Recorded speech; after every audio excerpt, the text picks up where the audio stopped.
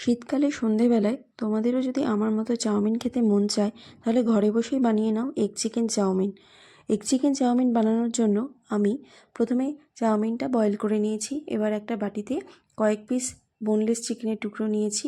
তার মধ্যে দিয়ে দিচ্ছি স্বাদ মতো নুন, আদা রসুন বাটা, সয়া সস আর গোলমরিচের গুঁড়ো। সব কিছু দিয়ে চিকেনটাকে খুব ভালো করে ম্যারিনেট করে 10 থেকে 15 মিনিট রেখে দেব। এবার একটা বাটিতে দুটো ডিম নিয়ে তার মধ্যে গোলমরিচের গুঁড়ো আর নুন দিয়ে ভালো করে ফেটিয়ে নিয়েছি। এবার একটা প্যানে 2 চামচ সাদা তেল গরম করে ফেটিয়ে রাখা ডিমটা ভালো করে ভেজে নেব। চাউমিন তো আমরা ঘরে সবাই বানাই, কিন্তু কিভাবে বানালে সেটা একদম দোকানের মতো হবে, সিক্রেট টিপস সহ আজকে আমি সেটাই তোমাদের এই রেসিপিতে বলবো। দেখো, ডিমটা আমি হালকা করে ভেজে নিয়েছি। এবার একটা প্লেটে তুলে রাখছি। এবার ওই প্যানের মধ্যেই 1 চামচ তেল দিয়ে আমি বোনলেস চিকেনের টুকরোগুলোকে ভেজে নেব। 3-4 মিনিট একটু নাড়াচাড়া করলেই চিকেনগুলো ভাজা হয়ে যাবে, কারণ যেহেতু বোনলেস চিকেন খুব একটা সময় লাগবে না। দেখো, ভাজা হয়ে গেছে।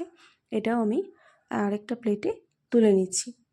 বাড়িতে তোমরা খুব সহজেই কিন্তু এগ চিকেন চাউমিন একদম দোকানের মতো বানিয়ে ফেলতে পারো এই রেসিপি ফলো করলেই। আবার ওই প্যানের মধ্যেই 1 চামচ আবার সাদা তেল দিয়ে তার মধ্যে কেটে রাখা রসুন কুচি দিয়ে দিলাম, পেঁয়াজ কুচি দিয়ে একটু হালকা হালকা নাড়াচাড়া করে নিচ্ছি। এবার এর মধ্যে আমি দিয়ে দেব আমার কেটে রাখা সমস্ত সবজিগুলো। তোমাদের ঘরে যা সবজি অ্যাভেলেবেল থাকবে তোমরা তাই দেবে।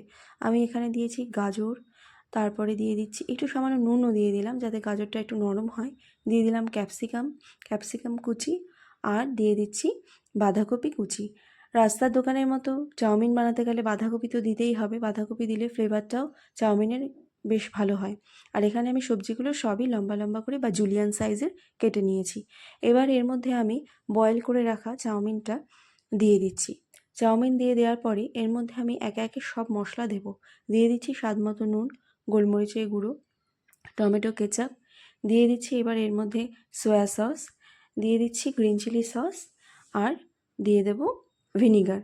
সসগুলো সবই চাউমিনের পরিমাণ অনুযায়ী ব্যবহার করেছি। তোমরা যেরকম পরিমাণ ব্যবহার করবে সেই অনুযায়ী সস দেবে। এবার এর মধ্যে দিয়ে দিচ্ছি ভেজে রাখা চিকেন, তারপর ডিম সবই দিয়ে দিলাম। এবার খুব ভালো করে কিন্তু এটা মেশাতে হবে।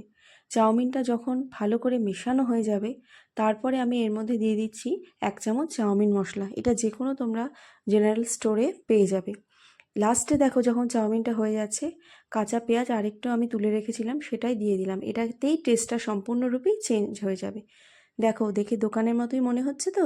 আশা করি রেসিপিটা তোমাদের ভালো লেগেছে। সাবস্ক্রাইব করে পাশে থেকো।